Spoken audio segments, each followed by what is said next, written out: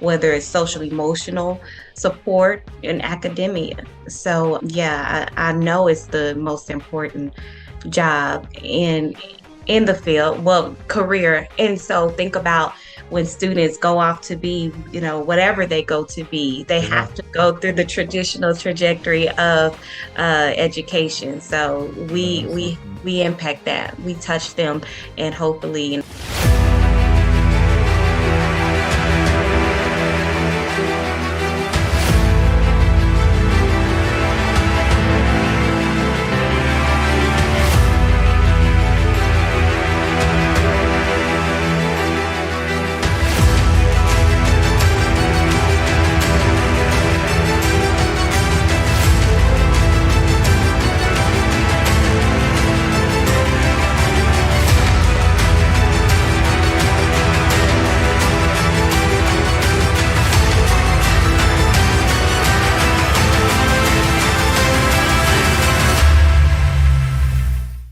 All right, everyone, we are super excited to have Dr. Malikah Graves on the My K12 Career Show to just share her story, her journey with our viewers and our listeners. Dr. Malikah Graves is from the great state of Texas in the Fort Worth area, and we're super excited about everything she's going to share with us today. So, Dr. Malikah Graves, tell us what's going on in your life and in your K-12 career right now.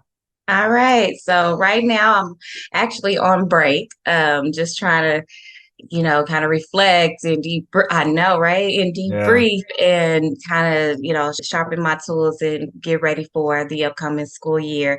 Right now I'm Dean of Academics at Harmony School of Innovation. Okay. I service 9th through 12th grade students, parents, teachers, school community, and Awesome. yeah, I'm definitely have shifted, if you will, from the traditional assistant principal role, and it's more of a singular focus on instructional practices and academics. That's awesome. So you said Harmony. I've heard of Harmony. Like, is that part of the network of schools that they run in all of Texas? Yes, it is Okay. all over Texas. Yeah, and that's the network. It's a charter Mhm. public school. My specific campus is Harmony School of Innovation. It's in Fort Worth, Southwest Fort Worth. And again, it services 6th through 12th grade. However, I'm the Dean of Academics for 9th through 12th grade. Oh, nice. So you're over high school. That's cool. So how long have you been in that position? This is actually my first full year. I completed 1 year. Okay. Yeah, You from like it? I love it. I love Awesome. it. Awesome. Absolutely. It's just a different introspect of Hmm. education, right? So Sure. again, it's not the traditional assistant principal role in which I've carried previously. Now, again, it's just more of the academics and instructional leadership. And so I'm able to interact with teachers more. I'm in the classroom a lot more. And yeah, I love it. I love That's it because I'm awesome. touching teachers, I'm touching students regularly. Awesome. So how long have you been in K-12 education? I'm completing my 16th year. Wow, that's a long time. That's really cool. Did you always want to be in K-12 education? Well, initially I thought I was going to be a fashion designer. Okay. So, You can still do that. You can do both. hey, yeah, anything's possible. And Sure. so when I was, that of course is kind of was like a hobby, but when it was time for me to buckle down, decide what I wanted to do, when I graduated high school, I knew that I was going to definitely go to college, but what was I going to do in college? And so I come from a family of educators. I have teachers in my family, counselors in my family, college professors, and so Wow. forth. So I'm just circled. I have that village around me, if you will. And so that definitely influenced my decision to go into education. And so I was able to start an early childhood program when I was in University of North Texas. That was my major there, Yeah. and continue from there. I love working with children. I always did that even before the formal education was behind it. I would babysit all the time. I worked at a childcare facility. So I just knew I wanted to do something with children. Sure. And impact them in some positive way, of course. And I love learning. So I'm like this lifetime learner, and I love being a student. I was a student first before I was a teacher. And That's so awesome. yeah, I wanted to just instill that in young minds and just, share again my passion for education. That's awesome. So right now you're in leadership at the high school level. Is that the only level you've worked in, or have you worked in other levels? Yes, I have. I've worked in K-5 elementary. So I've been an assistant principal in a K-5 school, and that was in DeSoto ISD. So absolutely, I've worked with elementary and secondary. Which one you like the best? I mean, how can I say that? What I'd like to say is it basically I love it doesn't matter who walks the halls, right? Whether Sure. it's a K-5 or it's a ninth through 12th grade student. But it's really what I gravitate to is just the environment of being in a educational environment with high standards and then working with all students. I'm the teacher, I'm the administrator that loves the underdog. How can That's we help? awesome. How can we best reach and touch all students and where there's equity in education? So I love them all. I love my pre-K all the way from my pre-K 3 to my 12th grade students. Because when you think of it, it's not much difference. I mean, even It really isn't. our Yeah, our secondary students, our ninth through 12th grade, they need that. They need that love too. They need you to build relationships with them too. They need you to understand them too, hear them out and show them, the absolutely. way as well. So I enjoy all the various ages. No, that's good. I always say, Jamal at 6 or Jamal at 16, it doesn't matter, Yeah, I always say we're only older versions of our younger selves, right? So even as adults, right? Like I'm in my 50s now, but I'm just an older version of who I was at 15, And There you so, go. yeah, so that's really, really cool. So, I always ask people, like, you've been in it, especially someone like yourself that's already been in this business almost, over 15 years. If you had to go back, would you do it all over again? Oh, yes, I would Okay. do it all over again. Absolutely.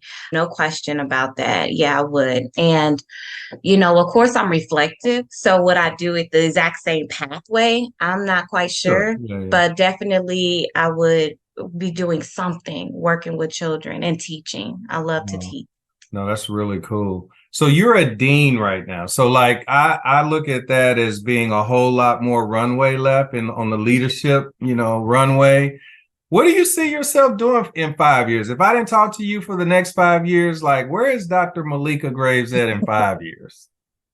Well, I would say you would probably find me. I might not be in the classroom. I mean, on a campus. However, I would be touching a campus in some shape, form, or fashion, maybe from a more holistic perspective, like a district level Sure. position. Okay. Or you could find me doing something independent where I'm consulting and providing professional development for a number of districts and, being more global, if you will. Right. So No, that's we'll really see. cool.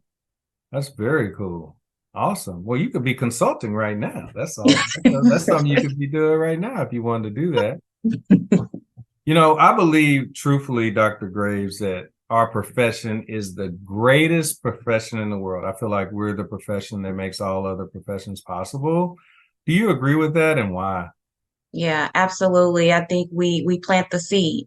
And so Mm, when you ask the question about what do I prefer, my elementary students or my high school, they're so different. However, when I was in elementary, I just considered that just a job that was one where with I was very serious about it, and I was so careful with my mm, students because they are so you can make an impression on them in a positive way or a negative way. And absolutely. so I think it's so important that you plant that seed. So yeah, it's a huge job, and it carries a responsibility that we all have to, as a village and school community, take very serious because we're impressionable. And those minds, That's we right. want to make sure that we instill positive things, whether it's social emotional support and academia. So yeah, I know it's the most important job in the field, well, career. And so think about when students go off to be, whatever they go to be, they Yeah, have to go through the traditional trajectory of education. So yeah, we that's so we true. we impact that. We touch them, and hopefully in a positive way. And that's what my goal is to continue to do. That's true. Now, how long have you had your doctorate? Since 2015. Are you serious? That's Yes. amazing. You got your doctorate before I got mine. I got mine in 2016. That's really cool. So you've had it for a while. Yes, and when I say I use it, it's in educational leadership and management, the EDD, and Mhm. I use all of that because it's not. And I love how with the studies, it wasn't just about leading a campus or leading a district. It was about how to lead an organization, whether it's church organization or I a like that. nonprofit organization. And so, I use a lot of that, the things that I learned, even in as far as recruiting for my campus. We talk about we did a book study with the book Going from Good to Great. And we Uh-huh. talked Yeah. about getting the right people on the bus. And then, Yes. yes, and even with the staffing, once we get them on the bus, let's ensure they're in the right seat. Hmm. So I use a lot of the things that I learned in my doctorate studies, even just now in my career.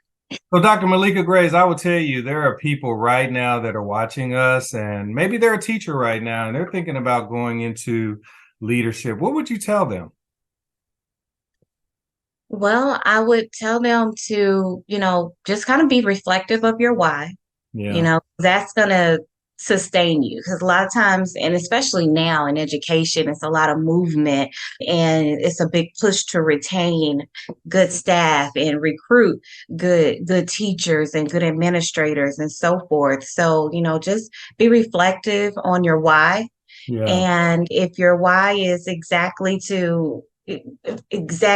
to the position, if children are at the forefront of your why and being a positive impact to them and being passionate about children learning and growing, then I would say go for it.